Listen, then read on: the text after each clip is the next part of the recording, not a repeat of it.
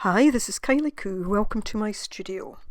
So, in the Mixed Media Emporium Facebook group, for September we're looking at different techniques. Last week we looked at dendritics, and I'll leave a link to that video above and below, just in case you've not had a chance to see it yet.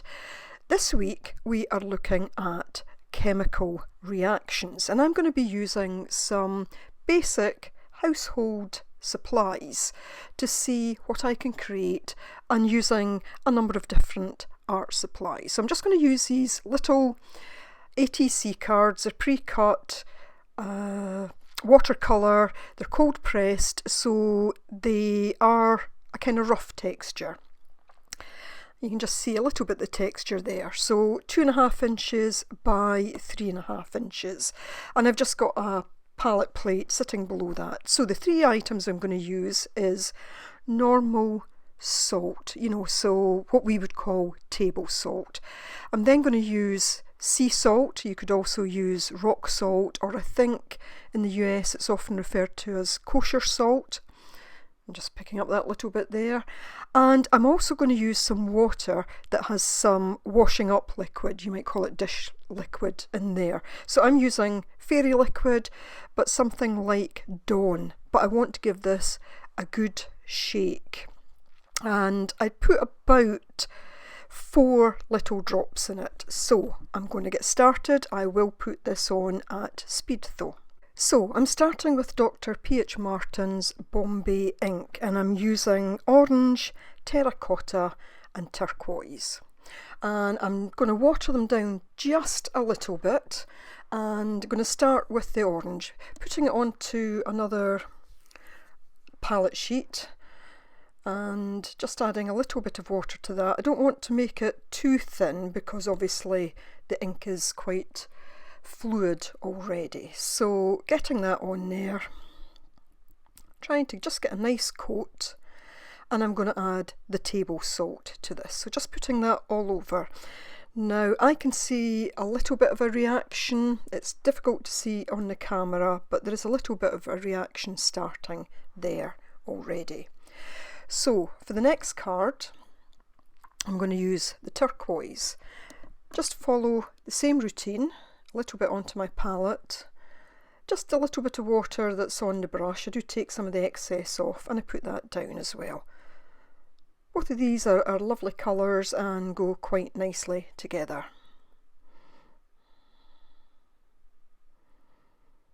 And I'm going to put some of my sea salt onto that. I expected more of a reaction right away, but not seeing it, but I think the ink was quickly absorbed into the paper. So now taking the terracotta, same routine, some of that. That particular ink had a bit of a strange consistency to it. Now you see I didn't clean off my brush there. I mixed in some of the turquoise, but I just thought I'm not going to waste it. I'm just going to go with this, and then I'll add some more of the terracotta to it anyway. I've had these inks a while, but to be honest, when I first got them, I maybe should have sent them back, because there was a couple of them had kind of little bits in them, so I don't know if they'd sat for a long time, the Van Dyke Brown in particular. And I'm now adding the water with the washing up liquid. Again, saw a tiny bit of a reaction, but not much. So just looking at that, trying to rub the salt off. And I think one of the issues here, not getting a lot of an effect, but I think one of the issues was that the paper really absorbed the ink with water right away. So I'm just going to do a second coat here, just right over that. So with the orange again, just trying to put it on a little bit thicker, on with the salt. Again, I can see a little bit of a reaction, but not as much as I thought I might have got. So knocking that off, and you'll see that that salt, the sea salt, has hardly absorbed any colour at all. So that tells me that most of it just went into the actual piece of paper. So again, putting it on much thicker and adding some more salt. And again, you can see now that that is starting to take on the colour. So the salt is starting to absorb it a bit. Going back to my terracotta, I'm just going to add this directly on.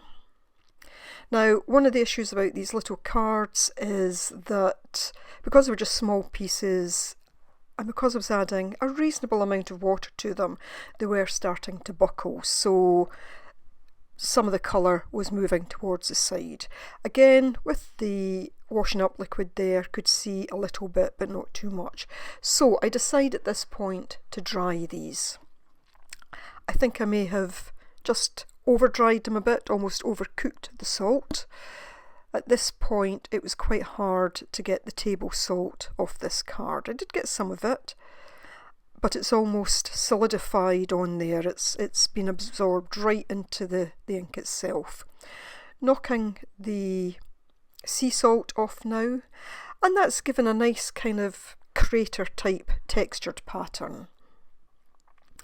And that one has just not done much at all. I like the back of it, but I am actually just going to use this as a mop-up card now, just to mop up some of that. There was no pattern really there to see at all, so I'm not going to worry too much about that. So just using it as a mop-up card. So that was kind of experiment one with the Bombay inks. Next, I'm going to use some watercolours, and I'll leave details of all the colours that I'm using below, but this one is violet. So I'm trying to get a reasonable amount of colour on, but I also want it to be quite wet, so it is going to blend the colour out quite a bit. So I'm going to follow a similar routine here. My table salt first of all. Again, that's going on, and you can see the immediate effect there. So that seems to be working, as I expected it to, because I've done it with watercolours lots of times in the past. Moving on, this is jade green that I'm putting on this time, and again the violet and the jade green go quite nice together. They'd be a nice combo on something. I was really just trying to take random colours though. So getting that on, trying to get it reasonably wet, and then adding my rock salt, sea salt in this instance. And again, you can see that's immediately picking up the colour. So quite happy with those two. And finally, for this experiment, I'm going to take amaranth and I'm going to add my washing up liquid. So a nice, rich, deep kind of pink colour.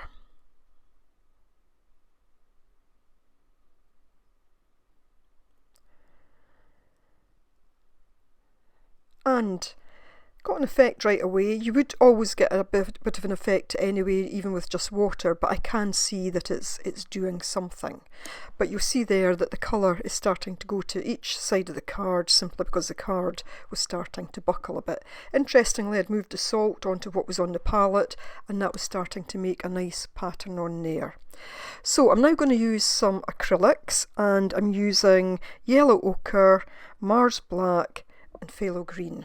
And phthalo green is a kind of semi-opaque or semi-transparent. So starting with that green, trying to add a fair bit of water to it and getting that down on my card.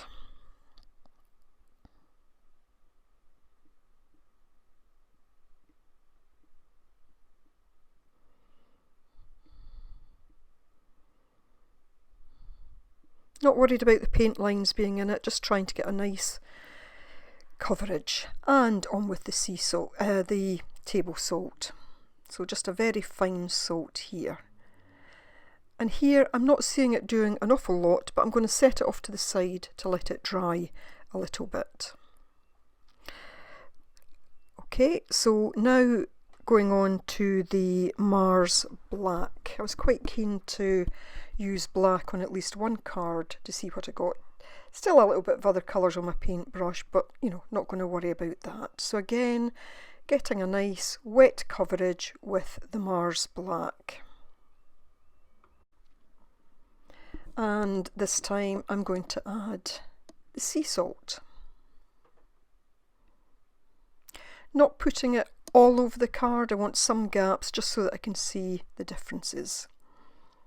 And again, off to the side to let it dry. Now going to take the yellow ochre and just following the same routine all the time. As I say, this is very much just about experimenting. I've done this technique with other paints in the past, but I just wanted to try the kind of 3 different types of supply this time.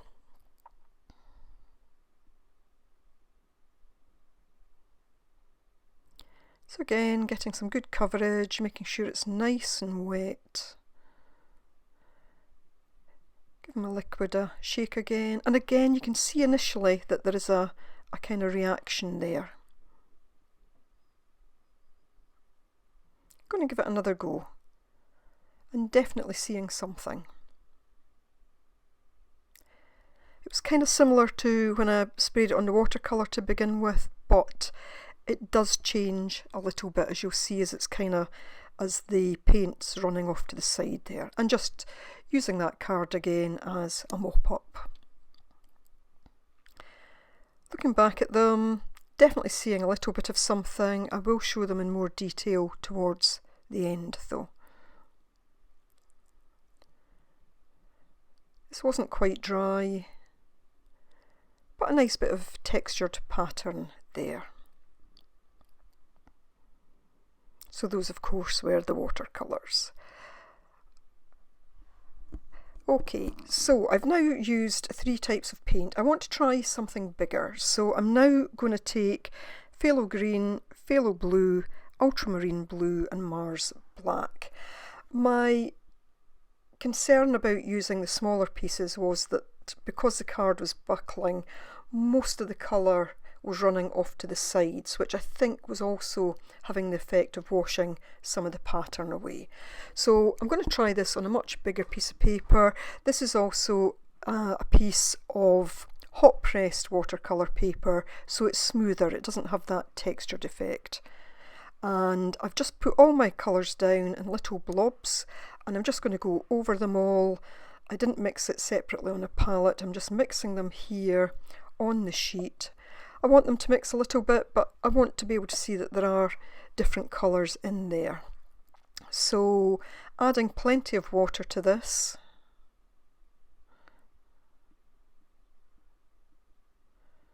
And the phthalo green and phthalo blue are 2 of my favourite colours to mix anyway, especially for things to do with the sea.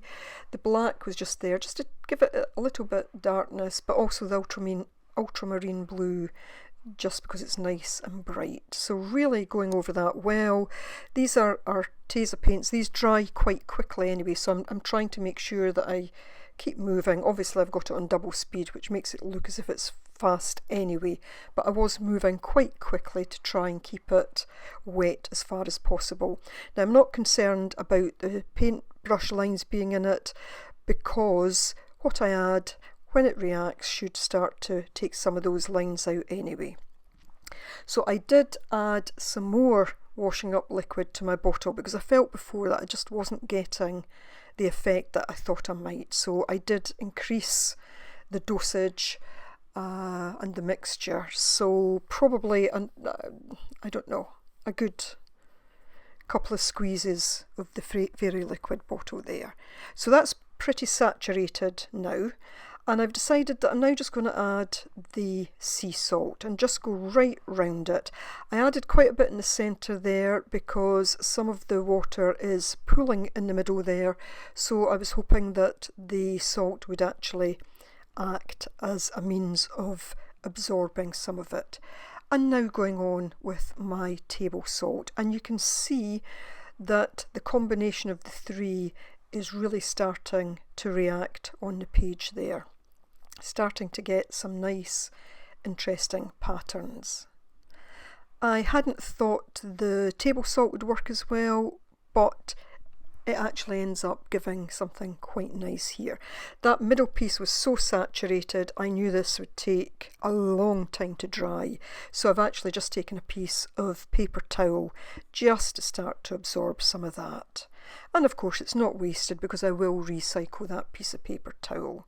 So I just keep going round it. Gorgeous, gorgeous colours, loving the colours there, but just trying to gently allow that to absorb some of the liquid and trying not to disturb everything else that's on there. So at this point I decide I need to leave it a little while. Ideally I should have done this the day before and left it to dry probably overnight, so probably for at least 12 hours. But it's still continuing to react. I can see it changing and really liking it. Patience got the better of me. I ran out of it because I wanted to get this done, so I decided I would actually use the heat tool just to dry it a bit. It would have taken a while to dry just naturally, and there was no way I could put it outside to dry today. 1, because it's kind of getting cooler, 2, it's very windy, and 3, there's kind of spots of rain in the air. So as I'm drying this, I decide that I'm actually going to start to add some more little bits of salt. It's mainly the table salt I think I'm adding, just here and there, especially where there's still little pools. I thought I'll just drop that in.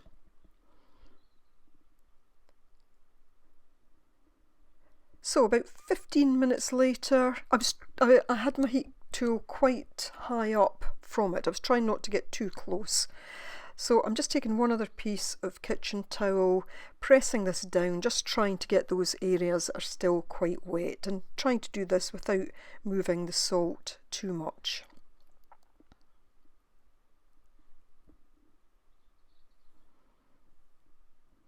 So just going round that. There wasn't really too much came off at this point, but it does still actually feel a bit damp, and you will see that as I'm doing this it lifts some of the paint from it. But what I was trying to do here was just to gently brush the salt off. Better left if possible, but I just didn't have the time to do that, so I'm brushing it all gently just towards the middle there. The washing up liquid's already done its kind of thing. Now there you can see the salt has taken on a lot of the colour. I did think, oh, I could use that and stick it down onto something, but decided that as it was salt it might eat through. So here we go. Mop up paper, yep, that's fine. This still had some of the table salt sticking to it. It created a nice texture. Still slightly damp, so probably I'll come back to that in a day or so and try and brush it off. I liked this one, these little kind of craters, very textured, even along the edges there where the paint had pooled, or the ink in that case had pooled. This was the watercolour, not seeing a lot there, seeing a little bit with that one, which was the table salt, and definitely seeing the sea salt on that one. The wash up liquid hadn't worked terribly well. Same with this one. I think one of the issues here was that the patterned paper was showing through a bit more. And I think the best one here was with the sea salt, but again that kind of crater effect. All in all, I like my big piece the best. I think using the larger sheet of paper allowed more of the reaction to take place because the paper stayed flatter. I'll put some still shots on at the end so that you can actually see the detail. I really liked this. It did work out better, as I say, simply because it was a bigger piece of paper. I had thought about going on to do something to make it into something, but it is still kind of damp. There are still little bits of salt still sticking to it, so I do want to let it dry out fully. Once it's fully dry, what I'll do is I'll take a large soft brush and just kind of go over it and try and brush all the salt off. So just showing you here some of the little bits of detail.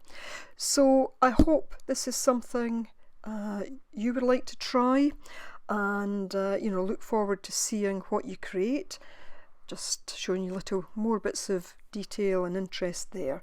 Nina, of course, will be doing something this week, so I will leave a link to her video below. Very much a week of experiments for me without a final project, but I will be using this at some point in the future. So I have an idea for it. In fact, I have a couple of ideas for it already, but as I say, just because it's still that little bit wet, I don't want to go on and waste it by doing something now that might just spoil that final look. The little cards, these will be good background just as ATCs, or for something else. I'm not entirely sure yet. But as always, thanks so much for joining me. I do appreciate you watching, and as always, I'll say to you, take care, stay safe, and I look forward to seeing you next time. Thanks so much for watching. Bye for now.